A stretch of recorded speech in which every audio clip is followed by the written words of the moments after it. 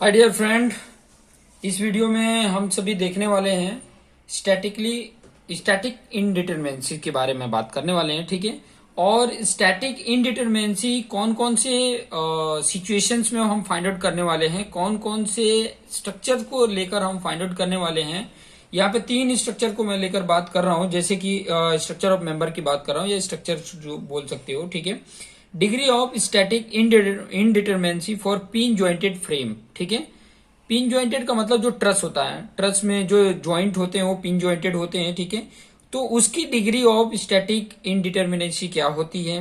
ठीक है। और दूसरा आप देख सकते हैं degree of static indeterminacy for beam. ठीक है। अगर बीम होते हैं तो उसके लिए स्टैटिक इनडिटरमिनेंसी क्या होती है, वो चीजें हम देख लेंगे। फिर बाद में थर्ड देख सकते हैं degree of static indeterminacy for rigid jointed frame. ठीक है। रिजिड ज्वाइंटेड फ्रेम से रिलेटेड भी हम बात करने वाले हैं, और बड़े ही आसानी तरीके से आपको समझा दूंगा, कुछ एग्जांपल लेकर भी आपको बता दूंगा कि ताकि आपके लिए ये जो कॉन्सेप्ट है वो क्लियर हो सके। ठीक है। तो जो पहला वाला जो पॉइंट है उस पॉइंट को हम लेकर चलते हैं। ठीक है। जैसे पहला वाला पॉइंट क्या है, डिग्री ऑफ स्टैटिक इनडिटरमिनेसी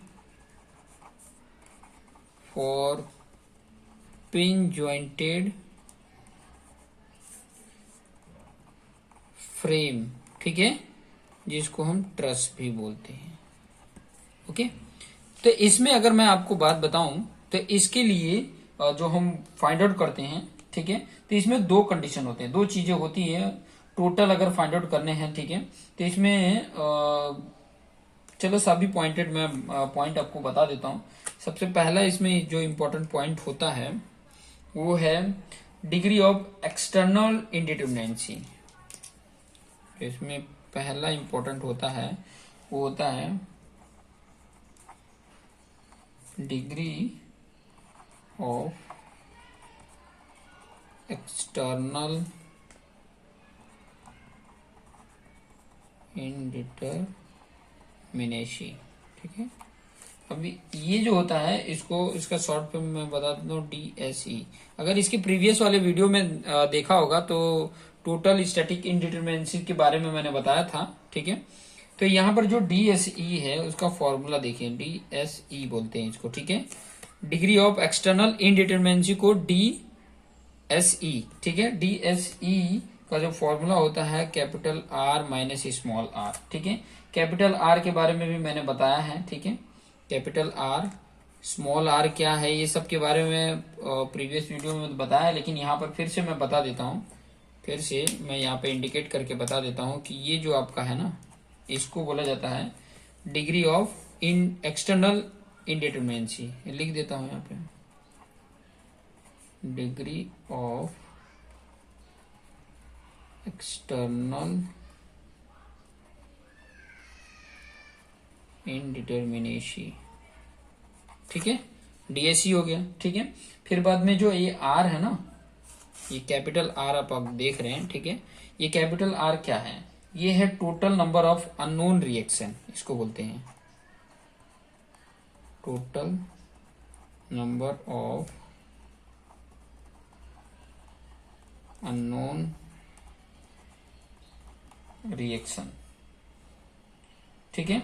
और स्मॉल r को बोला जाता है, ये जो स्मॉल r है इसको बोला जाता है total number of equilibrium equation, जो आपको पता है, यहाँ पे बता भी देता हूं, total number of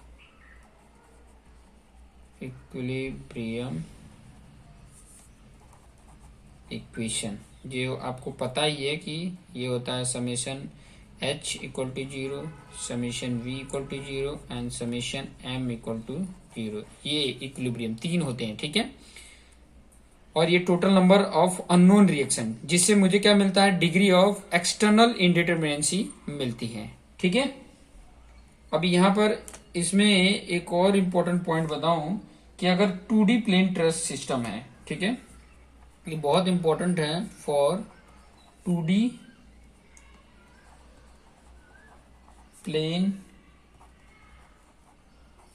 truss system अगर है, ठीक है, अगर 2D है, ठीक है, 2D में है, तो इसके लिए जो डीएससी का फॉर्मूला होता है वो होता है R-3, ठीक है, क्योंकि इसके लिए 2D के लिए 3 होते हैं, ठीक है, और 3D के लिए कितने होते हैं, 6 होते हैं। ये चीजें थोड़ा सा हमें याद रहने चाहिए, ठीक है। और वही चीज मैं अगर बताऊं कि for 3D plane truss system की अगर मैं बात करता हूं तो वहां पे DSE की वैल्यू R-6 होगा, ठीक है, ये याद रखिएगा, बहुत इंपॉर्टेंट है, ठीक है, क्योंकि number of equilibrium equation 3D में 6 होते हैं। वही चीज लिखा है जो ऊपर का ये फॉर्मूला है, उसी में ये R की वैल्यू लिखा है, 2D के लिए 3 होता है। ये स्ट्रेंथ ऑफ मटेरियल में भी ऑलरेडी मैंने एक्सप्लेन करके बताया है, वहां पर भी जाके आप देख सकते हैं, ठीक है। इसलिए मैं डिटरमिनेंट स्ट्रक्चर से रिलेटेड नहीं, इनडिटरमिनेंसी की बात कर रहा हूं, ठीक है। उसके बाद से दूसरा जो इंपॉर्टेंट पॉइंट है, यहाँ पे फर्स्ट देखिए उसमें, ठीक है, ये degree of static pin jointed के लिए ही बात कर रहा हूं अभी। अब इसमें जो दूसरा है बी है वो है degree of internal indeterminacy, degree of internal indeterminacy, जिसको क्या बोला जाता है, DSI बोलते हैं, ठीक है, DSI। और DSI का फॉर्मूला क्या है, DSI का अगर फॉर्मूला यहाँ पर देखेंगे, ठीक है, तो वो फॉर्मूला होता है, यहाँ पर बता ही देता हूँ। DSI का फॉर्मूला होता है M-2J-3, ठीक है, और ये जो होता है 2D के लिए होता है, ठीक है। ये जो फॉर्मूला होता है ये 2D के लिए फॉर्मूला होता है, और दूसरा जो होता है DSI equal to M-3J-6, this is for 3D, ठीक है। ये 3D के लिए होता है, ये 2D के लिए ये फॉर्मूला होता है, जिसमें आपको पता है कि M क्या है। अगर मैं यहाँ पे लिख दूं वेर करके, वेर M क्या है, तो M आपको पता ही है कि नंबर ऑफ मेंबर्स हैं, नंबर ऑफ, एग्जाम्पल देखिए थोड़ा समझाऊंगा तो आपको समझ में आएगा। नंबर ऑफ मेंबर्स, ठीक है, नंबर ऑफ मेंबर्स हैं, और जो आपका R है ये भी आपको पता ही है, सॉरी R बोल रहा हूँ, J, यहाँ पे R नहीं है, यहाँ पे J है। नंबर ऑफ ज्वाइंट्स है, नंबर ऑफ ज्वाइंट्स, ये पॉइंट याद रखेंगे, ठीक है। ये फॉर्मूला जो है ये याद रखेंगे, ठीक है। ये दोनों जो फॉर्मूले मैंने आपको बताए हैं ये दोनों याद रहने चाहिए, बशर्ते ये 2D वाला ही ज्यादा याद रखिए, क्योंकि मैक्सिमम 2D से रिलेटेड ही क्वेश्चन आता है, लेकिन फिर भी याद रखना बहुत इंपॉर्टेंट है, ठीक है।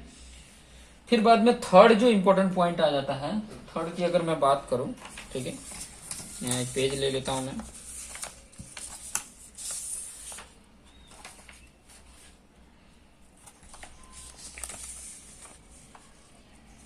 और मैं आपको यहाँ पर लिख के बता देता हूँ। थर्ड जो है वो टोटल स्टैटिक इनडिटरमिनेंसी है, जो C है, टोटल स्टैटिक इनडिटरमिनेसी, ठीक है। वो क्या होता है, जो ऑलरेडी मैंने इसके प्रीवियस वीडियो में समझाया था कि DS इक्वल टू होता है DSE प्लस DSI। ये चीजें ऑलरेडी मैं ये दोनों बता चुका हूं, डिग्री ऑफ एक्सटर्नल इनडिटरमिनेंसी और डिग्री ऑफ इंटरनल इनडिटरमिनेंसी, जो अभी मैंने बताया, ठीक है। तो यहां पर आप देख सकते हो कि अगर पिन जॉइंटेड प्लेन फ्रेम है या स्पेस फ्रेम है, देखिए, ठीक है, प्लेन फ्रेम और स्पेस फ्रेम के बारे में भी ये जानते रहिएगा, बहुत ही सिंपल है, कुछ इसमें देखना नहीं है आपको। ऑलरेडी स्पेस फ्रेम मतलब 3D समझिए, और प्लेन फ्रेम मतलब 2D फिगर के लिए, बात वही कर रहा है। तो यहाँ पर अगर इसका फॉर्मूला बोला जाए 2D के लिए, ठीक है, तो क्या फॉर्मूला बनेगा? अभी आपने ये चीजें लिखी हुई हैं, ठीक है, दोनों के दोनों पॉइंट लिखे हुए हैं। तो दोनों पॉइंट की वैल्यू अगर यहाँ पे पुट करोगे तो आपको वैल्यू मिल जाएगी कि क्या फॉर्मूला बनता है, ठीक है।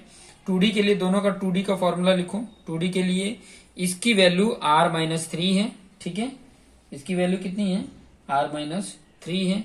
और इसकी वैल्यू अभी आपने लिखा था कि m माइनस ब्रैकेट में 2j-3 है। तो इन सबको सोल्यूशन करोगे तो आपको वैल्यू मिल जाएगी। मैं लिख देता हूं पहले, ठीक है। इसकी वैल्यू डीएससी की वैल्यू कितनी है? r-3, ठीक है। फॉर लिख देता हूं, फॉर प्लेन ट्रस। अगर फॉर प्लेन ट्रस की अगर मैं बात कर रहा हूं तो क्या फॉर्मूला होगा? इसकी वैल्यू r-3 और प्लस इसकी वैल्यू है m-2j-3, ठीक है। इसको अगर सॉल्व किया जाए तो ये r-3 है प्लस m है, ये इधर आएगा तो -2j और ये +3 हो जाएगा, ठीक है। ये +3 -3 क्या हो जाएगा? कैंसिल हो जाएगा। ये देखो कैंसिल हो गया। बचा क्या? ये m को आगे रख लो तो m प्लस r-2j ds का फॉर्मूला बन जाता है, ठीक है। ये कैलकुलेशन करने पे ds का फॉर्मूला आ गया, ठीक है।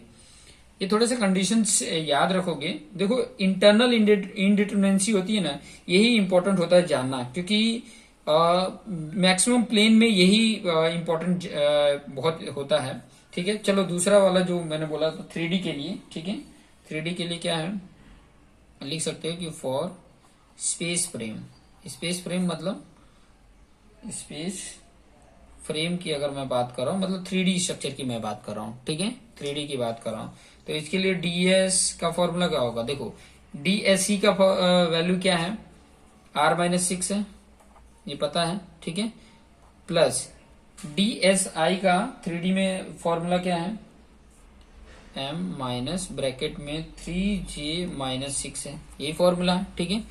ब्रैकेट से इसको बाहर निकालो, ये -6, ये प्लस माइनस, ये -3j और ये माइनस प्लस हो जाएगा 6, तो ये प्लस माइनस कैंसिल हो गया। यहाँ पे क्या बचा? m, और इसको इधर रख दो तो प्लस r-3j, ये हो गया ds का फॉर्मूला। तो ये चीजें थोड़ी सी याद रखेंगे। यहाँ पे ऐसे करके लिख सकते हो फॉर 2D और यहाँ पर आप लिख दीजिए फॉर 3D, ठीक है। 3D के लिए ये फॉर्मूला हो जाते हैं। चलिए कुछ एग्जांपल करते हैं कि ताकि हमारा जो कॉन्सेप्ट है वो क्लियर हो सके, ठीक है। क्योंकि क्वेश्चन करेंगे तभी हमें आइडिया मिलेगा, अदरवाइज हमें आइडिया नहीं मिलेगा। तो क्वेश्चन थोड़ा लिख लेते हैं। क्वेश्चन क्या है? क्वेश्चन कर लेते हैं। क्या बोल रहा है? Find out total statistical indeterminacy for given problem. जैसे कि पहला प्रॉब्लम ये दिया है, इस तरीके का प्रॉब्लम है। देखिए यहाँ पे पिन है, फिर यहाँ पे पिन है, एक यहाँ पे इस तरीके का पिन है, ठीक है। पिन का मतलब शायद आपको पता ही है, ऑलरेडी मैंने बता के रखें, इस तरीके का है और यहाँ पर ये हिंज जॉइंट है, ठीक है। इस तरीके का हिंज जॉइंट होता है, आपको पता है ऑलरेडी, ठीक है। यहाँ पे भी पिन जॉइंट, यहाँ पे भी पिन जॉइंट। पिन जॉइंट का मतलब होता है ना कि अगर इस तरीके का अगर आप मूव करते हो तो मूव हो सकता है, ठीक है। तो अगर यहाँ पर आप देखोगे कि ये 2D आपको दिख रहा है, ठीक है, और 2D के लिए मैंने DSC का फॉर्मूला यहाँ पे लिखा है m प्लस r-2j, ठीक है। सबसे पहले तो वही चीजें लिख लेंगे, ठीक है, बोला है, ठीक है। तो ds इक्वल टू क्या है? m प्लस r-2j, ये फॉर्मूला है। अब मेंबर कितने हैं? यहाँ पर मेंबर देख लो, मेंबर कितने हैं? 1 2 3 4 5 6 मेंबर है, ठीक है। मतलब आप यहाँ पे लिख सकते हो m इक्वल टू कितना होगा? 6 है। r इक्वल टू कितना है? r क्या है? r है अननोन रिएक्शन। अब यह हिंज है, ठीक है, तो अननोन यहाँ पर कितना होगा? यहाँ की अगर मैं बात करूं तो हिंज के दो होते हैं, हॉरिजेंटल और वर्टिकल रिएक्शन होते हैं। इसकी यहाँ पे भी हिंज है तो यहाँ पे भी दो, यहाँ पर भी दो, तो r कितने हो गए? 4 हो गए हैं, ठीक है। और जे मतलब ज्वाइंट। अब ज्वाइंट यहाँ पर देखो कितने ज्वाइंट हैं, 1 2 3 4 5, 5 ज्वाइंट है, तो ज्वाइंट आ गया 5। अब इसमें वैल्यू पुट कर दो, 6 + 4 - 2 × 5, तो यहाँ पे ये 10 आ गया, यहाँ पे -2 5 10 आ गया, तो यहाँ पे कितना आ गया, ds की वैल्यू 0 आ गई, ठीक है। तो डिग्री ऑफ स्टैटिक इनडिटरमिनेंसी की वैल्यू कितनी आ गई, 0 आ गई, ठीक है। मतलब ये जब 0 आ जाता है ना, तो 0 का मतलब ये होता है कि ये स्टैटिकली डिटर्मिनेट बीम है। जब भी ये ds की वैल्यू 0 आ जाए, इसका मतलब ये बोला जाता है कि ये जो आपका फ्रेम है, जो ट्रस है, ये स्टैटिकली डिटर्मिनेट है, इसका मतलब ये होता है। और जब भी कोई नंबर वैल्यू 1 2 3 4 जो भी वैल्यू आती है, तब वो स्टैटिकली इनडिटरमिनेट होता है, ठीक है। तो यहाँ पे लिख सकते हैं कि the frame is thus statically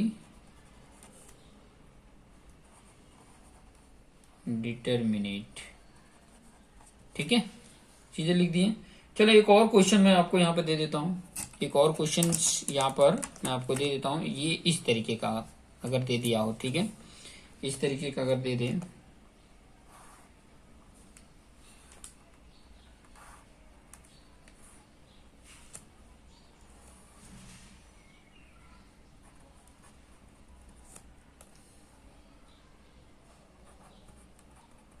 इस तरीके का दे दिया, ठीक है, ये ध्यान से देखिए, यहाँ पर भी पिन है, ठीक है। इस तरीके का अगर कोई स्ट्रक्चर है, ध्यान से समझिए, तो थोड़ा ये ऊपर है, यहाँ पर ये जो बना हुआ है ये यहाँ पर है, ठीक है, इस तरीके का है, मतलब एक ही प्लेन पे, ठीक है। तो इसके लिए अगर ये दूसरा वाला क्वेश्चन हो, तो अगर इसको सॉल्व करना है तो क्या करेंगे, वही चीज, m की वैल्यू इसमें कितनी है, m की वैल्यू देखो 1 2 3 4 5 6 7 8 और 9, m की वैल्यू कितनी हो गई, 9। देखो ये 1 2 3 4 4 हो रहा है, फिर बाद में देखो यहाँ ज्वाइंट है, तो इसका मतलब ये भी एक मेंबर, ये 4 हो गया और ये एक 5 हो गया, तो टोटल कितने हो गए, 9 हो गए, ओके। फिर बाद में j की अगर मैं बात करूं, तो j कितना है, ज्वाइंट 1 2 3 4 और 5 6 है, देखो 1 2 3 4 और ये बीच में 5 और यहाँ एक 6, यहाँ पे भी ज्वाइंट है, 6 है, तो j की वैल्यू कितनी है, 6 आ गया। फिर बाद में r, देखो यहाँ पर भी हिंज है, यहाँ पे भी हिंज है, हिंज पे 2 सपोर्ट रिएक्शन होते हैं, यहाँ पे 2 सपोर्ट रिएक्शन, तो यहाँ पे कितने हो गए, 4 हो गए। तो यहाँ पर ds की वैल्यू क्या आ जाएगी, फॉर्मूला क्या है, m + r - 2j, ठीक है, ये फॉर्मूला है। तो यहाँ पे वैल्यू पुट कर देते हैं, वैल्यू पुट करेंगे 9 + 4 - 2 × 6, कितना हो रहा है, ये 13 होता है और ये 12 आ गया, वैल्यू कितनी आ गई, 1। और जब 1 वैल्यू आ जाती है तो क्या होगा, ये स्टैटिकली इनडिटरमिनेंसी, यहाँ पे क्या आ जाएगा, फ्रेम इज स्टैटिकली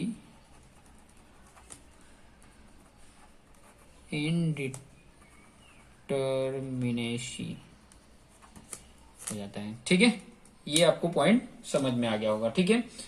अभी जो मैंने यहाँ पे बताया था कि ये तो मैंने अभी आपको पहला समझाया, कौन सा, पिन जॉइंटेड की बात किया, ठीक है, पिन जॉइंटेड फ्रेम ट्रस की बात किया। अब मैं बात करूंगा degree of static indeterminacy of beam की बात करूंगा, ठीक है। तो वो चीजें भी मैं यहाँ पे लिख लेता हूँ, दूसरा पॉइंट, फिर बाद में थर्ड पॉइंट भी आपको एक्सप्लेन करके बता दूंगा, थर्ड पॉइंट भी आपको एक्सप्लेन करके बता दूंगा कि ताकि आपके लिए एकदम आसान हो सके, ठीक है। देखिए कंफ्यूज होने की जरूरत नहीं है, बशर्ते आप एक बार लिखो, ठीक है। देखो लिखे रहोगे ना, देखो लिख के फिर बाद में मेरे वीडियोस को एक बार देखो, मेरे वीडियोस को देखो, तो फिर बाद में आपको आसानी से सब समझ में आ जाएगा, ठीक है। तो चलिए वो पॉइंट को भी लिख लेते हैं, third point, sorry second point. Second क्या है, degree of static इनडिटरमिनेसी for beam की बात कर रहे हैं, ठीक है, यहाँ पे बीम की बात कर रहे हैं। थोड़ा सा ब्लर हो रहा है, मैं इसको थोड़ा क्लियर कर देता हूँ, क्योंकि न्यू पेज जब भी सिलेक्ट करते हैं तो थोड़ा ब्लर होने लग जाता है, ओके। तो चलिए इससे रिलेटेड भी बात कर लेते हैं। तो जब बीम की बात हो रही हो ना, तो डीएस का जो फॉर्मूला होता है वो होता है, देखो डीएस का पहले फॉर्मूला जो होता है वो चीजें मैं लिख देता हूं, D S E plus D S I होता है, ये आपको पता होता है, ठीक है। लेकिन यहां पे ध्यान देना, फॉर बीम के लिए, फॉर बीम के लिए इतना सिर्फ याद रखना, जो डी एस आई होता है वो 0 होता है। फॉर बीम के लिए क्या होता है, डी एस आई जो होता है, डिग्री ऑफ इंटरनल स्टैटिक इनडिटरमिनेंसी जो होता है, इंटरनल इनडिटरमिनेंसी जो होती है वो 0 होती है बीम के लिए, ठीक है। जो भी अगर बीम के लिए अगर बात कर रहे हो तो उसके लिए डीएसआई 0 होता है, तो यहाँ पे डीएस इक्वल टू क्या हो जाता है, सिर्फ डीएसई, ठीक है। ये पॉइंट सिर्फ याद रखिएगा। और ये क्या है, फॉर बीम के लिए है, ये किसके लिए, बीम के लिए। बीम के लिए सिर्फ DS equal to DSE, DSE का फुल फॉर्म क्या है, डिग्री ऑफ एक्सटर्नल इनडिटरमिनेंसी, ठीक है, एक्सटर्नल इनडिटरमिनेंसी। और इसका फॉर्मूला आपको पता है, ये 2D के लिए क्या होता है, 3D के लिए फॉर्मूला क्या होता है, सिंपल सा सिर्फ यही फॉर्मूला होता है 2D के लिए, आर माइनस स्मॉल आर, और स्मॉल आर आपको पता ही है, ठीक है। स्मॉल आर क्या है, ये आपको अननोन है, और ये जो है वो नोन रिएक्शन है, नॉन इक्विलिब्रियम इक्वेशन जो मैंने ऑलरेडी बता के रखा है। तो चलिए इससे रिलेटेड भी ये क्वेश्चन कर लेते हैं, क्योंकि क्वेश्चन करेंगे तभी आइडिया मिलेगा, अदरवाइज नहीं मिलेगा, ठीक है। तो यहां पर आपको स्टैटिक इनडिटरमिनेंसी इसकी फाइंड आउट करनी है। स्टैटिक इनडिटरमिनेंसी किस तरीके का, ये बीम है, देखिए ये आपको बीम दिया हुआ है, आप यहाँ पे देख सकते हैं, यहाँ पर है रोलर, ठीक है, ये रोलर है, एक यहाँ पर हिंज है, ठीक है, एक और यहाँ पर सपोर्ट हिंज है, यहाँ पर फिक्स है, ठीक है, और एक यहाँ पर हिंज पॉइंट है, ठीक है, यहाँ पर हिंज पॉइंट है, हिंज लिख देता हूं, ठीक है, हिंज है, ओके। अब यहाँ पर अगर इसको फाइंड आउट करने हैं, ठीक है, अगर फाइंड आउट करने हैं तो इसको किस तरीके से कैलकुलेट करेंगे, तो वो चीजें भी मैं यहाँ पे बता देता हूँ। सबसे पहले तो आपको फॉर्मूला तो पता ही है, D S equal to capital R minus small R, ये फॉर्मूला भी यूज करना है। अभी कैपिटल आर कितना होगा, कैपिटल आर की अगर मैं बात करूं तो ये कैपिटल आर जो बताता है वो बताता है उसके अननोन रिएक्शन कितने हैं। यहाँ पर देखो, यहाँ पे 3 होगा, क्योंकि यहाँ पे तीनों रिएक्शन होते हैं, मोमेंट का भी रिएक्शन होता है, हॉरिजॉन्टल रिएक्शन भी होता है, वर्टिकल रिएक्शन भी होता है। मैं रेड पेन से यहाँ पे बता देता हूँ कि ताकि आपको आइडिया मिल जाए। ये रिएक्शन भी होता है, हॉरिजॉन्टल भी, वर्टिकल रिएक्शन भी होता है, और ये मोमेंट रिएक्शन भी होता है, ठीक है। हिंज पे 2 होता है, एक तो ये होता है और एक हॉरिजॉन्टल होता है। यहाँ पर भी देखो, यहाँ पर भी 2 आपको देखने, लेकिन यहाँ रोलर है तो यहाँ पर सिर्फ वर्टिकल देखने को मिलता है। कितने हो रहे हैं देखो, 3 2 6 2 8 1 9, ठीक है, कितने हो रहे हैं, अगर यहाँ पर देखोगे तो टोटल कितने हो रहे हैं, 3 2 6 2 8 9, ठीक है। यहाँ पर देखोगे तो 9 आ रहा है, लिख लेंगे यहाँ पे r इक्वल टू 9, हमें 9 ये फाइंड आउट करने हैं, ओके।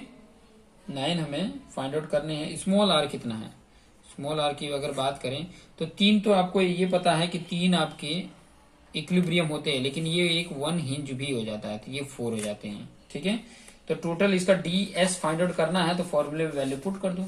टोटल अगर डी एस फाइंड आउट करना है तो वैल्यू में पुट कर देते हैं, तो डी एस इक्वल टू क्या आ जाएगा, 9 माइनस 4 इक्वल टू कितना आ गया, 5 आ गया। मतलब 5 अननोन रिएक्शन रह जाते हैं, और ये 5 को फाइंड आउट करने के लिए मैंने बताया कि अब ये 5 तो अलग आ गए हैं, तो इनके ये जो मतलब जितने भी अननोन रिएक्शन उनको कैलकुलेट करने के लिए ना अनदर मुझे इक्वेशन की जरूरत पड़ेगी, ठीक है। और वो अनदर इक्वेशन जो होंगे, वो अनदर जो इक्वेशन होंगे वो इक्वेशन को बोला जाता है कंपैटिबिलिटी इक्वेशन। ये चीजें भी थोड़ा सा ध्यान में रखिएगा, ठीक है। कुछ और एग्जांपल भी ले सकते हैं, कुछ और एग्जाम्पल लेके भी आप देख सकते हैं। चलो एक और एग्जाम्पल यहाँ पे बता देता हूँ, फिर बाद में जो तीसरा वाला पॉइंट है वो चीजें भी बता दूंगा। एक और जैसे कि इस तरीके का है, मैं इसलिए यहाँ पर कई सारे एग्जाम्पल लेके बता रहा हूँ, क्योंकि जितना आपको एग्जाम्पल आपको पता रहेगा। यहाँ पर रोलर है ये, ठीक है, फिर यहाँ पर ये हिंज है, फिर यहाँ पर भी ये लिंक है, ठीक है। ये लिंक है, फिर बाद में यहाँ पर एक हिंज सपोर्ट है, ठीक है। तो फिर बाद में यहाँ पर अगर इसका ds लिखोगे तो capital R minus small r होता है, ये चीज तो आपको पता है। तो इसमें कैपिटल R कितना आ रहा है, कैपिटल R देखोगे तो कितना आएगा, यहाँ पर 2, यहाँ पर 2 और यहाँ पर 1, कितने हो गए 5, ये मिला, ठीक है। उसके बाद स्मॉल r चाहिए, तो स्मॉल r कितना होगा, स्मॉल r तो आपको पता ही है कि स्मॉल r जो होता है 3, तो ये आपका इक्विलिब्रियम इक्वेशन है, 3 तो है, लेकिन ये जो दो लिंक हैं उसके 2 पॉइंट, तो कितने हो गए, ये भी 5 हो गए। तो यहाँ पर ds की वैल्यू कितनी आ जाएगी, 5 माइनस 5 इक्वल टू 0 आ जाएगा। यहाँ पर ds की वैल्यू कितनी आ गई, 0 आ गई, ठीक है। और जब 0 आ जाती है तो ये जो होगा क्या होगा, स्टैटिकली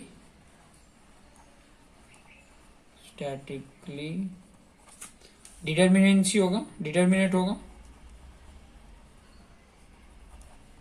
डिटर्मिनेट होगा, ठीक है। ये चीजें थोड़ा सा ध्यान में रखेंगे। अब चलिए नेक्स्ट जो थर्ड वाला जो इम्पोर्टेंट पॉइंट है, जो मैंने आपको बोला कि ये थर्ड वाला जो इम्पोर्टेंट पॉइंट है, जिसका नाम आप यहाँ पर देख सकते हैं, ठीक है। यहाँ पे आप थर्ड वाला degree of static indeterminacy for rigid jointed frame. अब रिजिड जॉइंट क्या होता है वो चीजें भी मैं आपको बता देता हूँ। मतलब पिन जॉइंट नहीं है, कहने का मतलब यही है कि पिन जॉइंटेड नहीं है, वही चीज यहाँ पर कहना चाह रहा है, ठीक है। और कुछ नहीं कह रहा है, बस यही पॉइंट कह रहा है कि पिन जॉइंटेड है। तो मैं अनदर पेज लेके आपको एक्सप्लेन करके बता देता हूँ। बहुत ज्यादा मतलब डिफिकल्ट नहीं है, बहुत ही इजी है, और एग्जाम्पल लेके मैं बता रहा हूँ तो आपको आसान ही लगेगा, बहुत ज्यादा हार्ड नहीं लगने वाला है, ठीक है। तो जो पॉइंट मैंने बोला थर्ड वाला, वो पॉइंट के बारे में भी लिख लेते हैं, क्या है, degree of static indeterminacy for rigid jointed frame, ठीक है। बाकी आपको बहुत सारे एग्जाम्पल अगर चाहिए तो आप कमेंट करके बोलिए, मैं आपके व्हाट्सएप नंबर पे कई सारे एग्जाम्पल आपको दे दूंगा, ठीक है। और किसी में अगर प्रॉब्लम है तो आप मेरे व्हाट्सएप नंबर पे आप भेज सकते हैं, ठीक है। मैं उस प्रॉब्लम को भी सॉर्ट आउट कर दूंगा। तो यहाँ पर जो मैं बात करने वाला हूँ वो है रिजिड जॉइंट की बात कर रहा हूँ। तो 2D के लिए क्या होगा और 3D के लिए क्या होगा, वही चीजें मैं आपके सामने लेकर आने वाला हूँ। बहुत ज्यादा हार्ड नहीं हो, बहुत ही इजी है, बशर्ते आपको कॉन्सेप्ट पता है तो आप आसानी से कर सकते हैं, ठीक है। तो चलिए मैं आपको यहाँ पर बता देता हूँ, ठीक है। यहाँ पर जो मैं बात बोलने वाला था रिजिड जॉइंट के लिए, तो आपको इसमें देखोगे एक तो 2D के लिए पहला वाला जो मैं बात बताने वाला हूँ, जो आप ऑलरेडी जो फ्रेम था, ठीक है, पिन जॉइंटेड का फॉर्मूला था, वो चीजें आपको ऑलरेडी पता भी थी, ठीक है। लेकिन यहाँ पे जो फॉर्मूला बन रहा है वो चीजें देख लीजिए। पिन का तो आपने पढ़ लिया है, लेकिन रिजिड जॉइंट का जो होता है ds equal to DSE plus DSI होता है, ठीक है। और यहाँ पर आप देखोगे तो DSE की वैल्यू तो आपको पता ही है कि R-3 होता है, ठीक है। और DSI जो होता है, यहाँ पर मैं बता देता हूँ, DSE का 2D के लिए, यहाँ पे जो मैं बता रहा हूँ ना, फॉर 2D के लिए बता रहा हूँ, ठीक है, फॉर 2D के लिए। तो ये R-3 ये तो होता है, लेकिन इसके लिए जो मैं बता रहा हूँ, इसके लिए जो फॉर्मूला होता है वो होता है ये 3m-3j-3 होता है, ठीक है।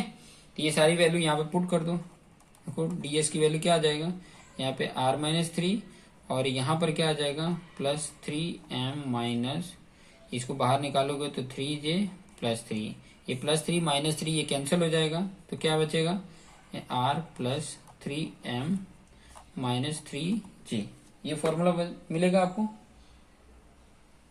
ठीक है। m को अगर इस तरफ कर लो तो 3m प्लस R-3j, ये ds का फॉर्मूला होगा।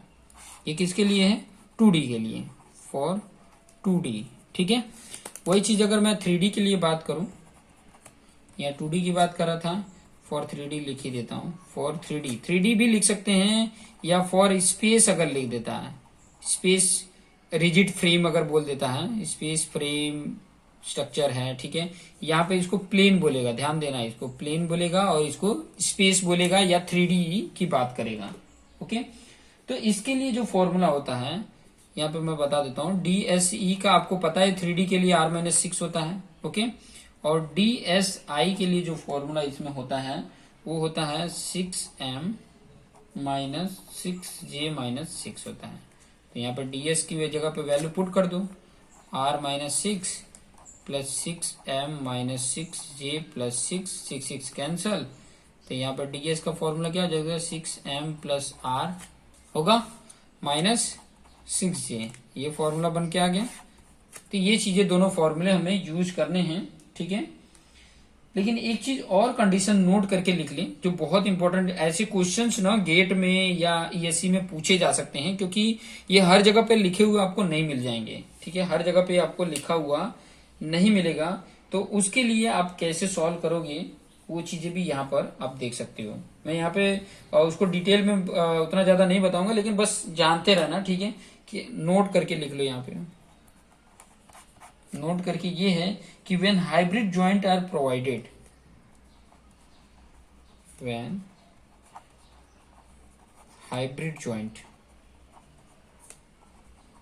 आर प्रोवाइडेड, अगर हाइब्रिड जॉइंट प्रोवाइड किया गया है, ठीक है, हाइब्रिड जॉइंट अगर कहीं प्रोवाइड किया गया है तो उसमें अगर DS की वैल्यू फाइंड आउट करनी हो, ध्यान देना, DS की वैल्यू जो होती है वो होती है 3M प्लस R-3J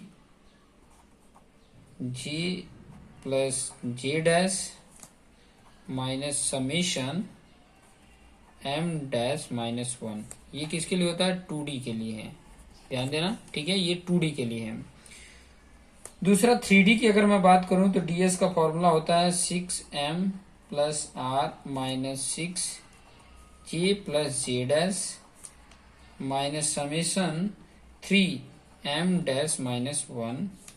ये किसके लिए, 3D के लिए है, ठीक है। ये चीजें ध्यान में रखेंगे।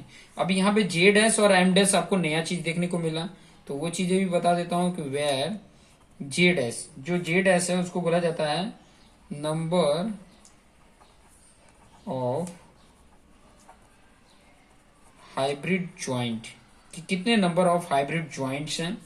और M' जो है आपको जो देखने को मिल रहा है वो है मेंबर्स ऑफ मेंबर, ध्यान देना, सॉरी, नंबर्स ऑफ मेंबर, जो नंबर्स ऑफ मेंबर है जो इस ज्वाइंट से जुड़े हुए हैं वो मेंबर की बात कर रहे हैं, ठीक है। Number of member meeting at the hybrid jointed close, ठीक है, उससे जो जुड़े हुए जो मेंबर होते हैं उसको बोला जाता है M', ठीक है। अब इससे रिलेटेड भी कई सारे क्वेश्चंस बनते हैं, ठीक है। अगर कई बार ऐसे भी दे देता है कि अल्टरनेटिव मेथड फॉर, अगर कोई अल्टरनेटिव मेथड भी आपको देखना है तो वो चीजें भी देख सकते हैं। बस इतना वाला जो था ये इम्पोर्टेंट था, जो आपके काम आ सकता था। तो मैं सोच रहा था कि चलो इससे रिलेटेड भी एक एग्जाम्पल बता दें, क्योंकि हाफ एन आवर से ज्यादा तो हो गया है, लेकिन फिर भी एक एग्जाम्पल अगर कर लेंगे ना तो काफी हेल्पफुल रहेगा, क्योंकि आपको पता तो चलेगा कि क्या करना क्या है, ये चीजें आइडिया तभी मिलेगी। तो चलिए एक एग्जाम्पल कर लेते हैं, एग्जाम्पल लेके कर लेते हैं।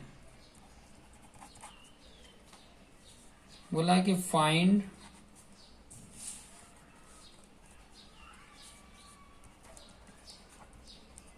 डिग्री ऑफ स्टैटिक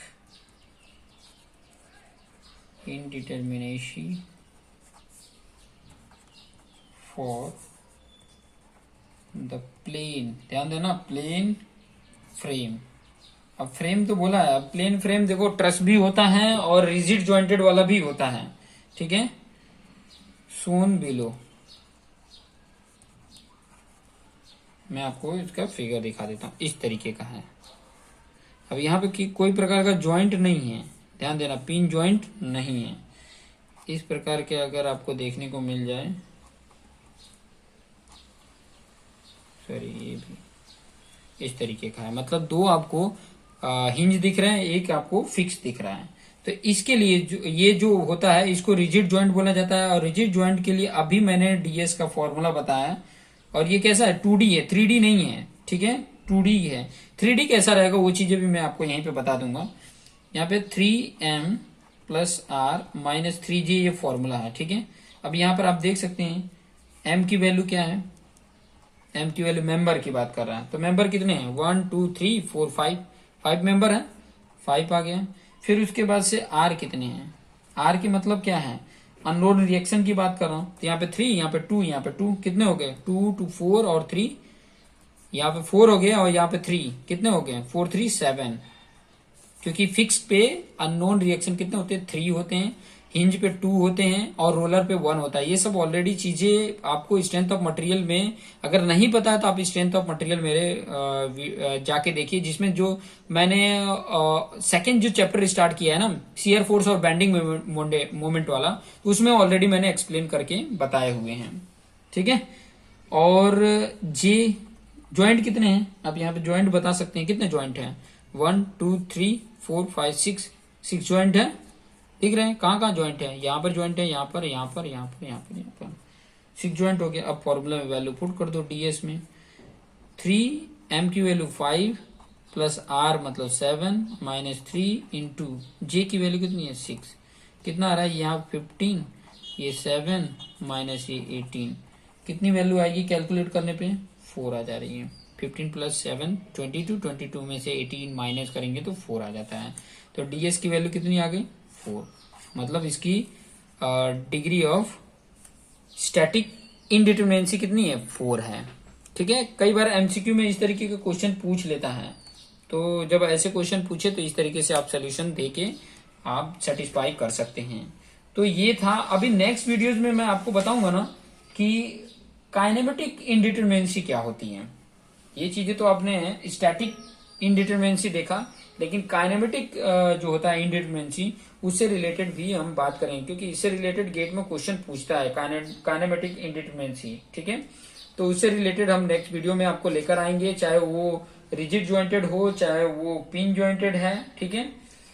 तो उसके लिए क्या फॉर्मूले होते हैं और किस तरीके से क्वेश्चन उसके बनते हैं और उसके सोल्यूशन किस तरीके से होंगे, वो चीजें भी बताएंगे। फिर बाद में कुछ क्वेश्चंस लेकर आपको बता देंगे कि किस तरीके के, ये अगर इस तरीके का क्वेश्चन है तो उसकी किस तरीके से सोल्यूशन होता है, वो चीजों का भी आपको गाइडलाइंस दे देंगे कि ताकि आपको आइडिया मिल जाए। देखो डिफरेंट जितने ज्यादा से ज्यादा क्वेश्चन करेंगे उतना ही हमको समझ में आएगा, उतना ही हमारे लिए बेटर भी होता जाएगा। तो देखते रहिए और अपने आप को बेस्ट बनाते रहिए। अगर वीडियो अच्छा लग रहा है तो अपने जो दोस्त मित्र हैं उनको शेयर करिए, ठीक है। ये सब कुछ 2-4 बंदे हैं जो उनके रिक्वेस्ट पे मैं ये बना रहा हूं। अगर वीडियो अच्छी लग रही है तो और भी जो दोस्त आपके हैं उनको शेयर करिए, क्योंकि शेयर आप करेंगे तभी मेरा उत्साह बढ़ेगा और मैं जल्दी से ही आपको ये जो सब्जेक्ट मैंने लिया है, स्ट्रक्चर एनालिसिस बोलो चाहे थियरी ऑफ स्ट्रक्चर बोलो, इसको मैं कंप्लीट कर सकूं। तो देखते रहिए। Thank you for watching this video.